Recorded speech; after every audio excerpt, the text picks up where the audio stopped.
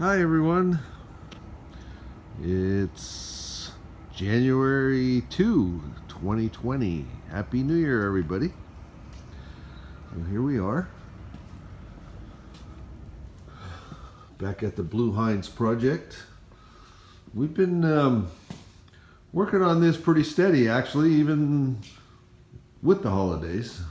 Doing a little here and a little there whenever we can. So you can see we're at this point kind of focusing on putting the interior back together. You saw the last video I did, the bottom is pretty much done. Got all that back stuff done with the shock mounts and all that other good stuff, the cross member for the shocks and all that other good stuff.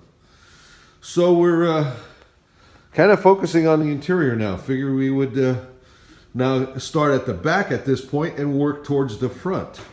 So, like I say, we're doing the interior. We put, I'll include a few still shots if you haven't already seen them. We put some sound deadening strips on the floor and then put this heat pad over the top of everything. This is a kit that I bought from Danchuk. Way back when we started this project, this thing's been up on the loft on the storage thing there. This kit has been up on the storage for a year and a half probably. Finally got it in here. See, we got the little cardboard thing there closing up the access, you know, the separation, the partition between the trunk and the passenger compartment. I'm gonna put the little piece up there on the package tray momentarily. I just got to dust that off, and the pieces up there on the loft. You see where those chain fall things, it's laying on top of that bucket, that square bucket. It's all ready to go too. The seats up there as well. I'm getting ready to put the seat belts back in. See, I got one of them laying there on the floor. This thing is all done, like I said, up to that firewall pad. So here we go. Anyway, Happy New Year, everyone. More to come. Bye.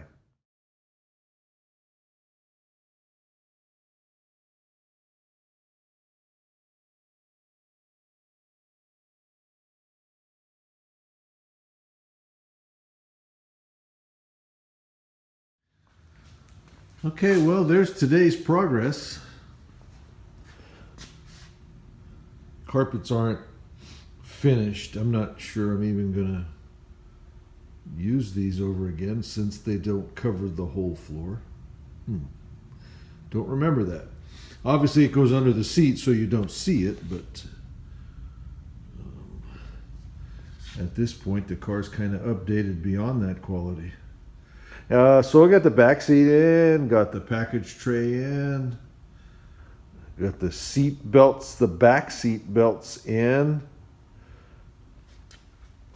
Not sure I'm going to install these seat belts based on whether we're going to replace the carpet or not. Until we make that decision. Probably put the seat in one way or the other, but I may not put the front belts in if we decide we're going to get rid of the carpet, because it only means the guy's got to take them out. I'll bring them along, I guess. Holes are in the floor so everybody knows where they go. But anyway, there it is. Let me get around to so I can point it the other way. Right now it's just a slit there where the shifter is. We got to get a boot for that. We don't have one yet. But as I say, there's today's progress. Not too bad. It's a little tedious doing this, especially doing it alone. You know, you're putting seat belts in and the bolts go through the floor. It's up and down and up and down and up and down. Anyway, talk to you later. Thanks for watching. Bye.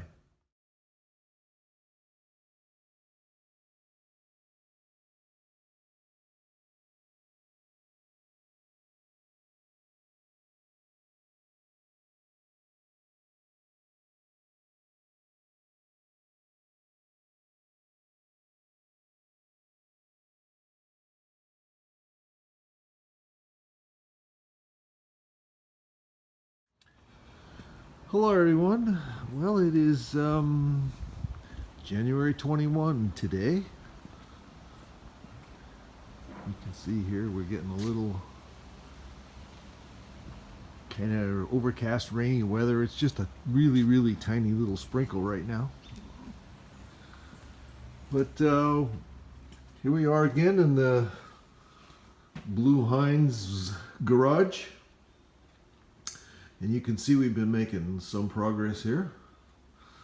I'll take you around the bigger side. We've got the car rolled forward a bit here just to get away from the rack a bit. So we've gotten a lot further on the interior. You notice the carpet's all in. Sill plates are down. The seats are in.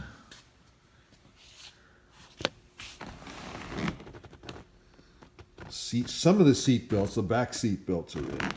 Haven't done the front ones yet.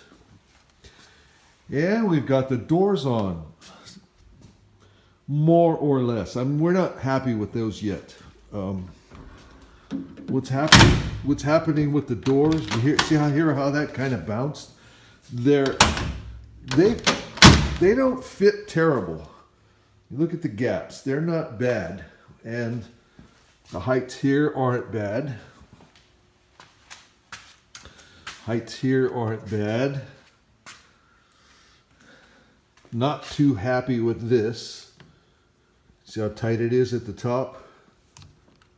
And what they're doing is, listen to this if you can tell. You can feel it, obviously you can't do that with the video, but this one's not bad. They're a little hinge bound, which means when you shut the door, it doesn't want to. See, you see it's pushing out here. That's as far right there. That's as far as the door wants to be. Sorry, I'm not pointing the camera where I need to. That's where it starts to resist going any further right there, like it's hitting somewhere. So at this point, I think we're at a place where the doors are adjusted as well as they can be adjusted with just using the adjustments that are available on the hinges and the hinge mounts. In other words, where the doors mount to the door and where the doors mount to the body. That's as good as we can get it adjusted doing that. At this point, we need to start, I guess the easiest way to say it is changing the shape of the opening by shimming the body. So in other words, what we're trying to do is gain a little space here, probably. I think where it's hitting is somewhere in here. So that when you shut the door, it's hitting in there on weather stripping, or so it's too tight in that location, and it's resisting the door closing like it should. The other side's actually worse. Again, you can see the height's not bad here. The gap on the windshield post looks a little better here. But the gap on the back side, you notice it's tight on the bottom and a little fatter on the top. Not bad, because it's not adjusted too bad. The trim lines up great. But I think what's happening on this one, see if you can hear this. You hear how it kind of pops when it opens? Because there's tension on it. There's quite a bit of tension on it here. It don't want to close past that. So you got to close it kind of hard to make it latch. It's better now than it was the other day. But we're going to try and shim this. And from what I've been reading, there's body mounts everywhere. There's a body mount right here, pretty much right here, under the hinge pocket. The hinges mount in here. This is the hinge pocket. There's a body mount kind of right under there. And there's another one. You see it right in there?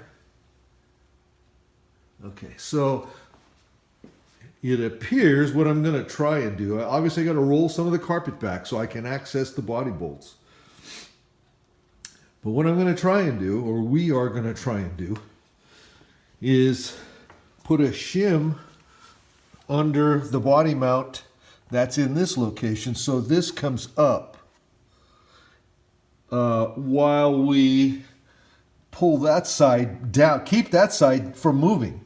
So we'll loosen it so we can lift the body, put a shim between the body and the body mount biscuit, bolt it back down, and according to the reading material, you're supposed to torque all of these body mounts so they're all even as far as the amount of tension that's on them. So obviously we'll lift this, put the shim in between it, maybe start with 1/8 of an inch, bolt it back together, and then bolt that side down nice and tight, again to the torque spec. And what the hope is that what that's going to do is lift the hinge post, which will raise not only the body, but it'll raise the door relative to the back, the latch side of the door. It'll raise the door and the whole front of the body here. You know, the windshield post, the hinge pocket, all that stuff. And at that point, the back of the door theoretically will be too high. So then we'll adjust the hinge so the back of the door comes back down. With that, hopefully, what that will do is tighten the top gap here a little bit while opening the bottom a tiny bit. Till once again the trim lines up and the top of the door lines up. And also, most importantly, I think this is where the door is binding, where it's hitting when you go to shut it. There's some little rubber in there and stuff like that, and when you shine a light in there with the door closed, it looks like it's awful tight in there. So the idea here is by lifting the hinge pocket and then lowering the back of the door, we're opening this in the middle, kind of in the center of that two things. So anyway, that's what we're going to try. We'll let you know how it comes out. Okay, what I'm going to do is take the latches off.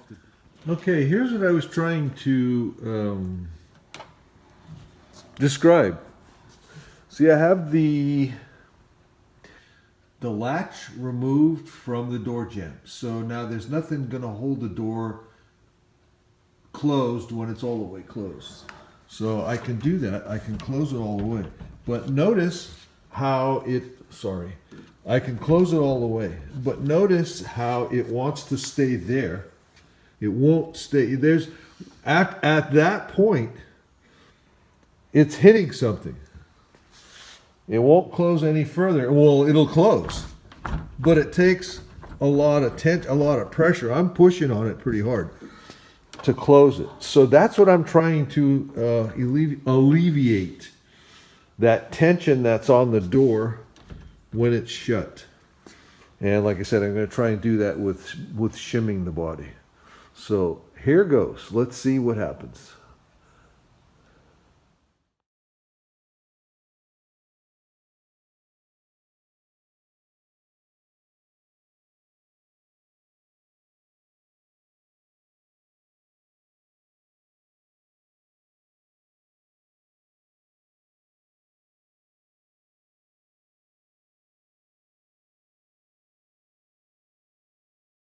Okay, well, it's the next day. It's January 22nd. And we made some nice progress on this. You notice we have pretty nice gap here now. And this seems to be much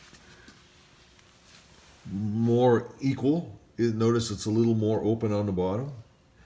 And it stays that way pretty much through the top. The bottom gap is pretty parallel. Obviously, I'm going to align the fender to it. When we put the fender on, it's not there yet. But the best part is this. There's no more, you notice, no pop when you open it? Watch. See, I pushed. Sorry, I keep hitting the power button. Because when I hold this, I'm right there where the button's in a bad spot. Okay, so anyway, watch. And when you open it, it doesn't pop. See, I push the button, watch. See, it doesn't pop. So I'm really happy with that. And what I found was I put the shim, I put a thick and a thin 1/2-inch washer on top of the biscuit there under this mount, the mount that's right under the hinge pocket. And I tightened it down, and I tightened that one down, I torqued that one down. They give you the torque spec they give you for tightening the body bolts. They say go around, obviously this is, I guess, for a frame off or whatever. I'm not going to disturb all the old body mounts. But what they tell you to do on everything but a convertible is to go around and tighten all the body mounts at 25 to 35 foot-pounds. I went right in the middle with these two, and I used 30 foot-pounds. So I put the shims in this one, tightened it to 30 foot-pounds, and then obviously I had to loosen that one to raise this to put the shims in. Once I put the shims, tightened that one down, then I tightened that one down too. And it didn't seem, on its own, it didn't seem to make much difference in the way the door sat at the back of the opening. What I did after that was to loosen the bolts here that are on the inside of the hinges. There's, you know, 2 for each hinge. And I raised these two, the hinge at those 2 locations. There's 2 screws on the door jamb. I can show you. There's 2 screws right there on the door jamb, and those 2 bolts in there at the hinge. Loosen the 2 bolts, loosen the 2 screws, put a jack under the front and the back of the door, just taking the weight of the door. And then lifted the hinge. Actually, it's maxed out right now, I think. I lifted the plates on the other side with these bolts just slightly loose to it feels like it won't go anymore. And that raised the door to it the way it was initially adjusted. It raised the whole door. And then what I did is just very carefully lowered, on the hinge itself, lowered the back of the door. I left the bottom so it would pivot on the bottom. No. Yes, I left the bottom so it would pivot on the bottom, loosen the top hinge, and let the back of the door down very slightly. And what that did was open this up, which I think is where my interference was happening. And okay, well, here's the outcome on this side. I haven't even started the other side. It's taken me probably a day. I would guess altogether a day. So watch this now. It doesn't pop anymore. See? That's all it takes to shut it. You ready? That would never happen before. And like I said, it's taken me probably a day between starting this yesterday afternoon and finishing it, you know, at this point. Because I took the flipper, you see the little flipper here, where are we? See the flipper here that closes this thing at the top of the door when you shut it? Took that off. I took everything off that could possibly create a conflict before adjusting the door. And then put it all back. And I think it's back now. I tried to get it back a little better than it was before. So you see the carpet's back in. All the trim is back on. The flipper here works like it's supposed to. And the door shuts like it should. You see the gaps. I'm really happy with those. Looks pretty consistent, top to bottom. Bottom gap looks pretty even across, all the way across. Got a nice little gap at the windshield post now. Again, nice and parallel. So if I can get the other side to look like that and act like that, I'll be really happy. All right, so here it goes. Let's go try the other side. Okay, well, after probably at least 2 full days, I can honestly say at this point the doors are adjusted. Here we go. Watch this. See if it makes a liar out of me. Okay.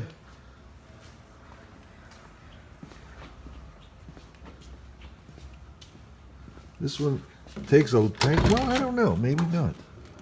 Let's try it. From full open, we're just going to give it a little shove. All right. I'm very happy with that. Notice the trim lines up. Top of the door seems to line up. That top of that back of that door is, I think, is bent down a tiny bit because this is where it caught underneath the beam when I was lifting the car. Actually, this door fits at least as good as the other one. So you see over here, got a good gap. Got a decent gap here for in and out, away from the, away from the body. The other side, I've got about the same. Okay, little nick was already, the paint was already there. There's a lot of interferences on these. There's the little, this little latch right here is what closes the flap. See, that flap goes down when you close the door. So there's interference there. There's all kinds of rubber gaskets. The only thing I got left to do is re-glue that. Rubber gaskets hit. Obviously, I've got the latch adjusted so that it's pretty flush down here. Decent gap on this one. Again with the windshield. Windshield post isn't as good as the other one. You see, it's wide here and narrow at the top. It's better than it was. I did get a better adjustment on it than it was. It was almost touching at the top. So to fix that, I'm not sure, but I suspect to fix that, the trim itself has to go. You see, there's a big. Oh no, maybe there's not. I don't know. It seems like the trim needs to move because the door is fitting pretty accurately everywhere else. So I'll live with that. Maybe the top is what needs to move. It's the bottom needs to come out because the other one, that little screw that's in there almost touches. So it's probably the bottom that needs to go forward. And like I said, I haven't even looked into that. But I'm really happy with the way they fit and the way they operate. So let's move on. So now I think, that with the door adjusted where it goes, I believe the whole front clip is indexed by the front of the doors. You put the fender on and you align that gap, and that tips the fender wherever the door is. What I ended up doing here is under the hinge pocket, which is right about in line with the front edge of the door, I put about almost 3/16, just a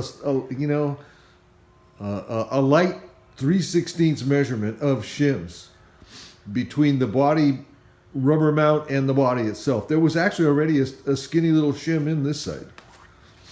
And the other side I put the same amount. So I lifted that hinge pocket, which lifts, the whole car at that point, the whole body at that point, from, like I say, from this point, this whole area went up. And then tightened the body mount ahead of it. You can see the mount in there maybe. Tighten that one down. I went 30 foot-pounds on that one and 35 foot-pounds on the front one. Like I said, the book says 25 to 35, so I got 30 on the hinge pocket and 35 on the cowl. And it did make a little bit of a difference here. It doesn't move it a lot, but it does make some difference. I was afraid I was going to crack the windshield or something while I was playing with it. And knock on wood, that didn't happen.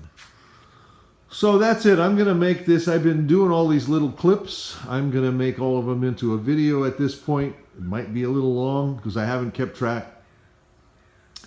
But like I said, that's going to be my next video. So thanks for watching, everyone. Click the like button if you don't mind. Give me all kinds of comments, whatever you think. Always like to hear what everybody's thinking about what's going on. All right. So thanks for watching, everyone. Bye.